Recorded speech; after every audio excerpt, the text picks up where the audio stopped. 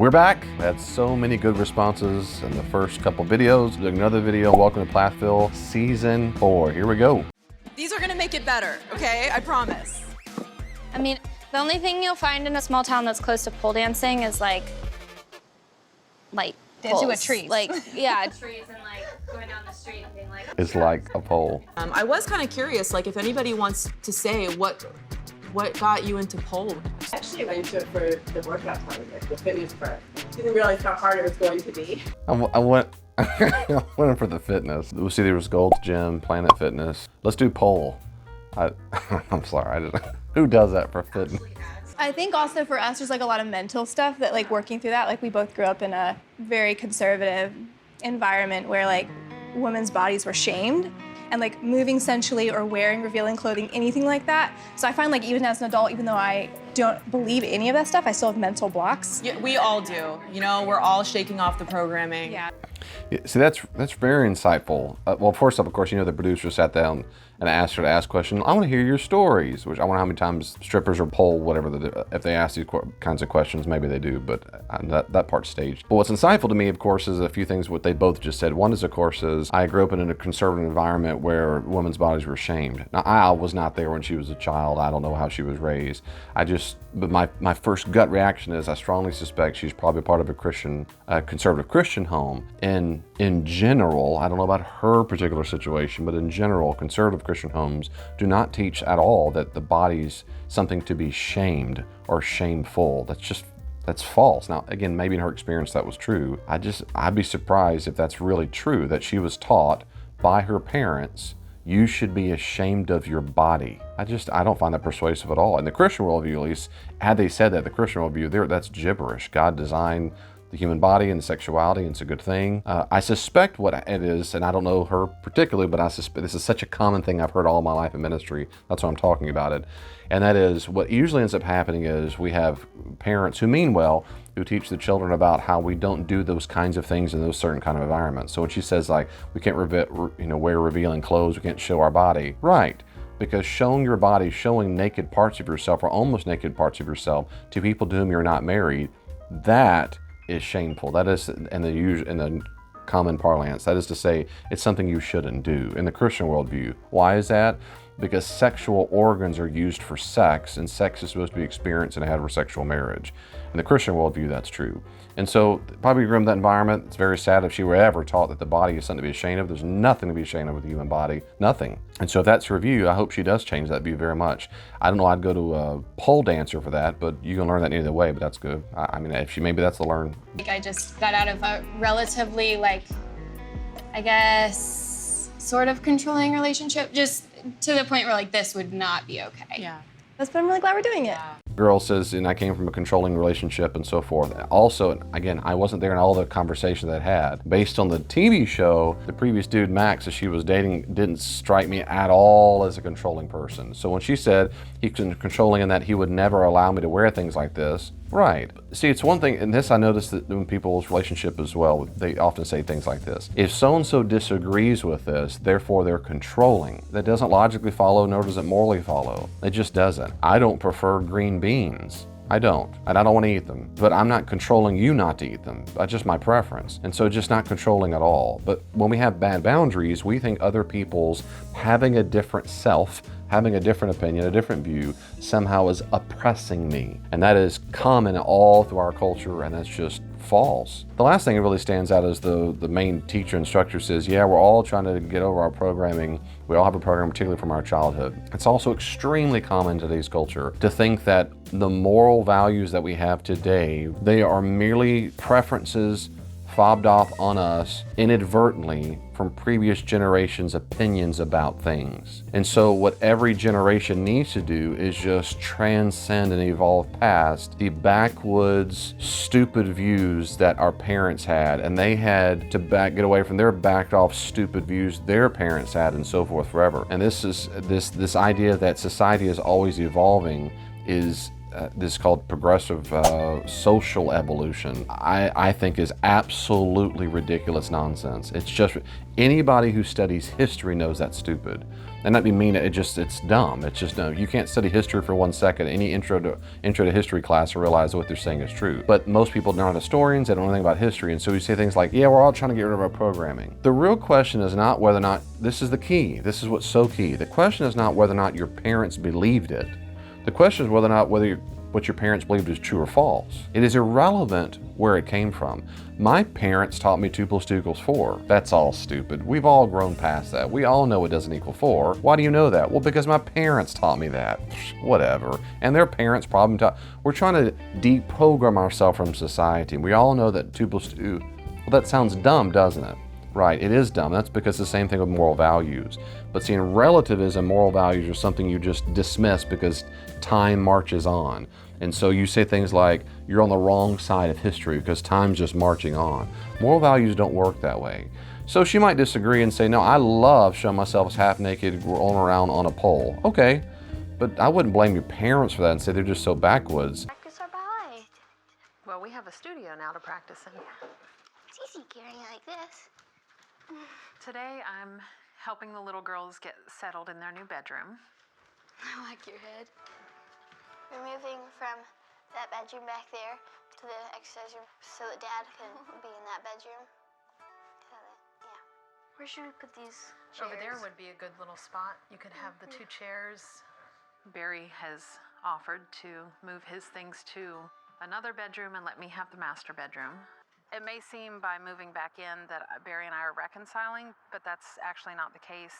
I'm actually moving. It's very common to, when you're going through marital issues, that they want to separate, not sleep in the same bed. I know the older school way to do it, parents, grandparents, they all slept in separate beds for a long time. That was just pretty normal because it was considered indecorous sometimes to have this sleep in the same bed. But the last few generations, that's different. We all sleep in the same bed and that's normal. The point is now that people do it, typically it's because they're disagreeing or they're getting a bad argument or whatever it is. My own view is that should never ever happen unless the person's physically violent, or you might say some kind of abusive, emotionally abusive, physically abusive, and so forth. Outside of that, if you can't stomach a person's presence that much, you need therapy immediately. You really do.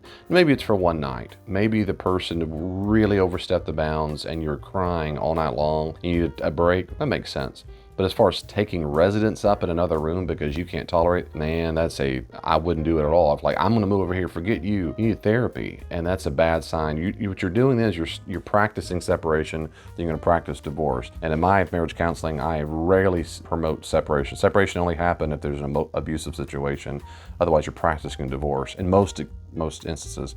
So when she said we have different rooms, and so I'm thinking, shaking my head, thinking, here we go, they're gonna get divorced real soon. Oh yeah, of course Barry gets the smaller room. Yeah, that's exactly right. She takes the master. Barry will be so kind to take, of course they do. And that's what always happens. When the person who's initiating the divorce, they always get to set all the arrangements. They always do. Because the person who's being abandoned, in this instance it's Barry, she'll say, he's never got me, it's a load of junk. In this instance, as this outplays, Barry's getting all the short end of the stick all the time. He is being abandoned. And because he's a placater, because he's trying to win her over, because now he's the needy one in the relationship now. Whoever is the most needy has the least amount of power. And that's what's going on. He wants to save her, wants to get a relationship. So, okay, I'll move out. And then I'll do this. Sure, I'll help with the dance studio. I'll help with this. I'll rub your feet. I'll let Nigel come over. I'll do whatever it takes to make sure you're happy. And I would talk to couples all the time and say, don't do that.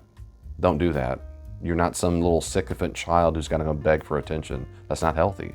It's setting a bad tone, bad example. Of course, they already have a parent-child relationship, but this really reinforces the parent-child relationship. Back in so I can be close to the little girls.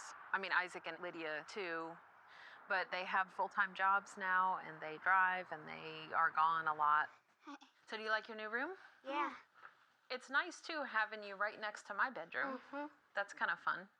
Is us two being in here in this room, is it just like a temporary thing or just like for a long time? I think it's temporary. Mom, when did this all start? You and Dad? About 7 months ago was when I started just kind of realizing a lot of things. One thing I love about children, all of us humans, we have to learn how to be dysfunctional. Now, as a Christian, I believe that humans are sinners. What I mean is but we're not all terribly dysfunctional relationships and communication. We have to be taught that. We have to be taught to keep our mouth shut because someone's feelings might be hurt if you talk about their toupee or what you just. So a lot of children go like, she goes, how long is this gonna last? When did the fish start? For her, it's like saying, when's your favorite show starting? Where'd you get that bug in the forest? Who's your favorite doll? And so you can tell right away in normal routines of life, the normal adults don't just start talking about that. They feel, I can't bring it up, I'm too scared. Children's like, I don't feel that necessary. They have to be taught, don't do it. Well, I like the fact that they're like that way. There's no mask, and I like that about them. Notice how the mom, of course, is nervous. She starts immediately petting herself. That's what you're petting her. She gets her hair. Her hair is not in her way, but she's petting herself. And that's why girls, and guys can do this too, but girls particularly, they like to rub their hair. They rub their hair, play. They're rubbing themselves. They're petting themselves like the little children when they're supposed to pet, mom and dad pet someone on their back or because they're nervous. They're nervous. So, and that's fine to be nervous, but it's interesting that she seems to have not much awareness of what I'm going to say to the children when they realize we're not even in the same bed anymore. And that's sad. These children I immediately get sad because the kids, they don't have the emotional wherewithal to deal with this, and that makes me sad. So as the show goes on, the season goes on, more of that will come about where I think they just really blow it on how to talk to the kids about this stuff. Like that I wasn't really happy. Being married for 24 years and probably not really doing the things that we should do to keep a marriage thriving and healthy. I know this is going to be hard on them. Okay, this is not personal against her because I've heard this, almost all my life, that the first thing out of her mouth, the very first thing, of course, I'm not happy. And then another time I've heard the show, she'll say, I haven't been happy for a long time. When she's fussing at Barry about, I'm not happy, which at times can infuriate me because for several reasons. Of course, I'm a Christian. The Christians are different from other people in that sense. In a Christian worldview, when you make a covenant with God and with the other person, that's actually supposed to mean something. You're supposed to have integrity and mean the commitment you make. I'm not talking to the people who are abandoned in marriage. I'm not talking to the people who are victimized in marriage. I'm talking to the people who initiate the divorce for no good reason. And these are not good reasons. I bet I wasn't there. I bet my pathetic savings that if I could time travel or saw a video of their vows on the marriage day, they probably did have vows, that's normal, especially if they're Christian, they probably did some kind of vow commitment. I bet what she didn't say to him was, I give you my life so-and-so, until happiness do us part. I bet that's not what she said. I bet she said till death do us part. So what happens is when our feelings are hurt and we're not happy, we make all kinds of really stupid non-Christian excuses to end a relationship and marriage. In the Christian worldview, we don't do that. Well, yeah, we do, Dave. Yes, you can. You're not supposed to. When I mean we don't do that, we mean we're not supposed to do that. You shouldn't do it, which means it's immoral. It's immoral and sinful to do that. So when she tells these kids, not only is it ridiculous in a Christian worldview, and I suspect she's a Christian, at least at points she says she is, when she goes, yeah, but I wasn't happy. If I were her friend and certainly a Christian pastor, I'd say, oh no, first off, I'm so sorry you're not happy. So let's talk about the grief and sadness you're going through. But that is zero grounds for getting divorced. You should not move out of a room. You should not even use the D word because you're unhappy. The second thing you said is exactly right. You didn't do the things necessary to help a thriving marriage. That's right. Own that. Take responsibility for that. It's on me and him for not doing the things. And she said, we didn't do the things. She's exactly right. So own it. So own it and do something about it. That's why you have marriage counseling. That's why therapists study this stuff for so long. These are just horrible reasons to get divorced. They're horrible reasons. On top of that, what infuriates me more than that is more because that the Christian worldview is so distorted. They have such stupid view. I don't like to use the word stupid much, but it makes me mad. Christians are presented as such stupid examples on media these days. It makes me mad because it doesn't make the media, it doesn't make TV shows and movies to have Christians doing what Christians are supposed to do. You have Christians doing what they're not supposed to do. And that's what it's like the priests who molest the kids. They don't talk about the 99.99% of the priests who don't molest the kids. That won't make the news. The other one, I get it. I understand it's all, you got to sell commercial ads. But this stuff makes me angry because you're not showing an example of all the Christian marriages that go through all kinds of crap on earth and they don't get divorced because they're not happy. That stuff is silly. What really makes you mad is these poor kids who are children here are the victims. They're victims. And they're being taught right now that when it comes to relationships, you're supposed to go through all the mannerisms and tricks of the trade. You say you go through your wedding day, the bride, the whole shit, go through the wedding vows, but we all know in the back of our head, they don't really matter. They don't really matter. They don't really, this is all a facade, it's all a fake thing that we go through apparently just why? Because my parents, you know what we should do is deprogram ourselves from all this old school, and that's exactly what's happened today. That's why all the TV shows and all the reality shows, the same thing is that, you know, when monogamy is ridiculous or we're not made for that and decoupling, blah, blah, blah, blah, because there's a bunch of hurting children in the world who saw their parents divorce. Well, marriage is not about being happy all the time. And if it is, no wonder you got divorced. But I bet it wasn't for her until she started wanting to get out. I definitely want to be there for them and listen to them and talk to them and make sure that they know that they're loved and it's not their fault. That's good. What she just said is perfect. They do need to know that. Sometimes divorce has to happen. Sometimes it is the best option. And when it has to happen, what she said is perfect. I don't know that I'm there for them and that it's not their fault. That's right. That should be drilled in their heads over and over and over. How are you two feeling about all this? Sad. Sad. Well, and you two know that it doesn't have anything to do with you. Like, it's not your fault. This is really just between Daddy and I. Daddy and me, they never get the direct object agree. They just never in the show ever. Anyway, I'm not here to be a grammar. I'm a nerd.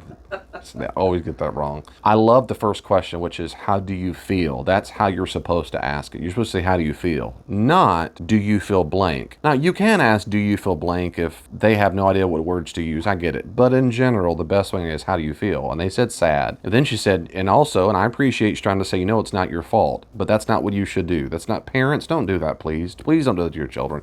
Don't say, how do you feel? And they tell you, and you just change the subject. Please don't do that. That's a way of feeling discounted. When they say, I feel whatever it is, particularly if it's a negative emotion. I feel sad, I feel afraid, I feel scared, I feel anger, rage, hatred, whatever the feeling comes out, particularly if it's negative, particularly those feelings that can feel out of control. You're supposed to be a containment for them. You're supposed to say, tell me more. What does it mean to feel sad? How is it expressing yourself? Do you ever feel like crying? Do you feel numb? Do you feel like sleep? How does it show? Tell me more. What does it mean to feel sad? How can I help you in your sadness? I'm so proud of you for telling me how you feel. I'm so proud of you about being sad. That's normal, completely normal. If I were you, I'd be sad too. And I'm so sorry you're sad. It breaks my heart that you're sad. I'm so very sorry. How else do you feel? All right, you're not correcting, you're just telling how you feel, and that's good. But she kind of...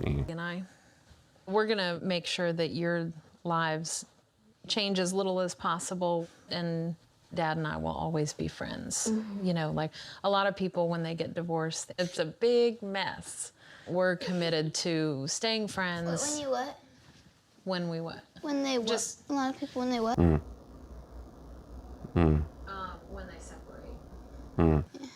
Or when they get divorced.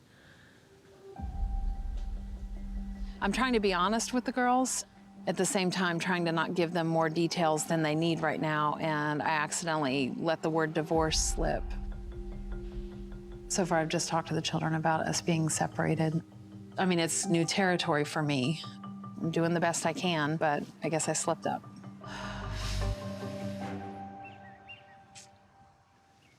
How far has your relationship gotten, like, as far as this divorce? Well, I would definitely say at this point it's heading in that direction. So. I very much respect and appreciate the fact that when things are difficult and emotionally driven with children, we don't always know what to say.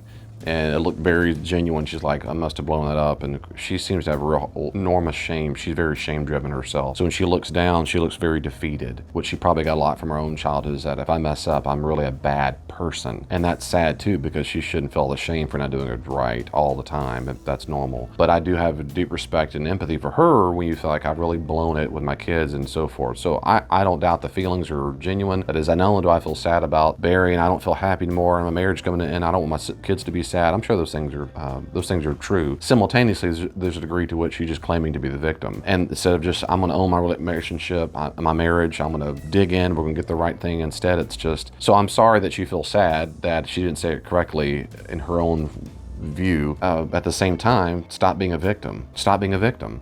So when you go to your kid, you talk about this stuff, you're having a conversation with your children about this right now. You're trying to affirm them. I get it. But if it's that big of a deal, think ahead of time what I'm going to say. You brought up divorce? Yeah, that's what you're going to do. You're bringing divorce. So talk about it. If not, okay, this is what divorce is, what's going on. My own opinion, when they start asking questions like this, how long ago and how the relationship going or whatever, It's okay to say either, I'm uncertain right now and I'll talk to you as soon as I can, but it's an uncertain time right now, but I'm here with you and I love you and that's all I need to know right now. Yeah, I'm surprised that Mom was talking about getting a divorce with Dad. She hadn't talked about it before. She wasn't talking about it before at all. I want Mom to be happy, but I want Mom and Dad to be together. Come here. Come here, Missy. I know that I've always taught the children that marriage is forever. I guess my focus now would be not so much on staying with that person, but it would be if you want your marriage to last, you have to continually communicate, listen, be heard, and nurture your marriage. You can't ignore things and expect the marriage to last forever. And I feel like it's time that Barry and I talk about the future and what that looks like. Okay, yeah, so there's the justification for the divorce. So everything's saying that's how it's both true that marriage is supposed to be forever. Marriage is supposed to be forever if you work on your marriage and you still talking da. If. So if you don't meet those criteria, someone's got to be to blame, and for her it's going to be Barry. Barry's to blame for why this didn't work out. My response to her is, I fundamentally disagree with you. In a Christian worldview, that's nonsense. Christians should work out marriage because you got married and you made a contract between you, the spouse, and God. I mean, what else does the word contract covenant mean? I mean, what else? Why did you do it? I mean, I don't grasp it. I'm not talking about the victim in divorce. I'm talking the person who's initiating what she's initiating it. This can be fixed in a heartbeat by going to a therapist. They work out together. All the stuff she just said about working on their marriage, listening, communication, everything she just said, I do in counseling all the time with couples. Everything she just said. So these are great. She's right on it. She's right on it.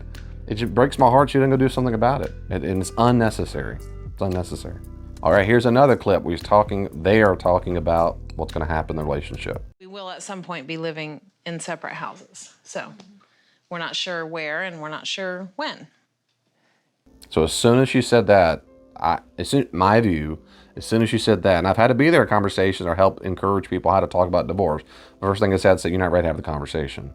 We're getting divorced, don't know when, don't know where, and what's going to happen. We don't have any clue about anything. How y'all feel? It's just, you're not ready for it. They need more closure than that. They need more closure. And you might say, well, no, if I give closure, it feels more real. Because you're initiating divorce, it is real. Well, it's going to hurt their feelings. All of it's going to hurt their feelings. And having some kind of finality is going to help them. We're going to move here, live here, or whatever. That's my view. I always have as much data as you can. You can't have all the data of everything all the time, of course, but you have as much as you can.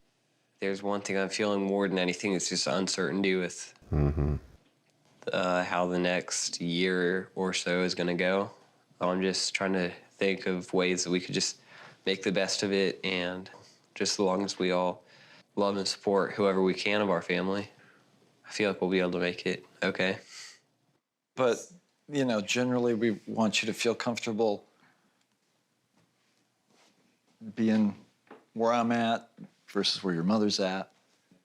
It's common in the show all the time is like when she talked to the girls a second ago and she said, okay, come here, give me a hug. Like, let's end this conversation on an up note. Everything conversation doesn't have to end on an up note. It just doesn't have to. It just doesn't have to. That's not real world. Who gives a rip if you're sad sometimes? Sometimes you you're at a funeral. Okay, let's look on the bright side. Let's get some Dairy Queen. Yeah, they're dead. Yeah. Not everything's happy all the time. It's okay to be sad. And so I think sometimes what people mean to say, like the dad's about to say in a second, I want you to be comfortable with, that's what he wants. He does want the kids to be comfortable. Who gives a rip? Who cares what he wants? Who cares what he wants? These kids are pure victims. I am in the middle of this process that's causing you enormous uncertainty and pain, and I want you to feel a certain way. Well, get over it. Well, they should have started this, and they might have, maybe it wasn't filmed. I suspect not. They should have sat down and said, listen, all of this is horrible for you, and I'm very sorry, and we're here for you, and you can feel whatever you want to feel. This is an open, safe environment to talk. So we thought we'd share about where we're at right now, and then we want to hear from you, and you are safe to talk and say whatever you want because we love you very much. This is what he says. We're going to work through a balance. I really want the children to know we're not going to do a lot of the things that families do when they go through a divorce. We want the children to know that Mom is okay and will always... This always breaks my heart. The dude's sitting there beside her all the time just...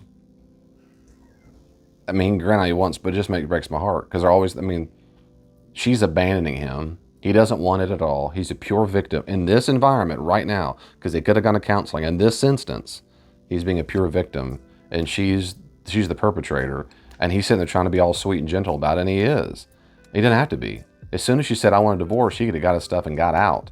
He could. I mean, I'm not saying it's the Christian. He could have. When you get abandoned, he's being abandoned. He has to sit there on the production team to sit there and go, let's ask questions together all the time. And of course, she's going to do all the talking. Here's what we want. Here's what we want. He's sitting there holding back, not to mention probably tears, rage, all kinds of stuff. He's forced to have conversation with the children. I don't know where we're going to live. I don't know what we're going to do all the while because he hates it. He don't want to do any of this stuff. So not everybody in that entire room, but her, is being victimized. But that's normal because she's in control of everything. But she's a victim because it's all his fault. Be there for them, and Dad is okay and will always be there for them. We absolutely love every single one of you.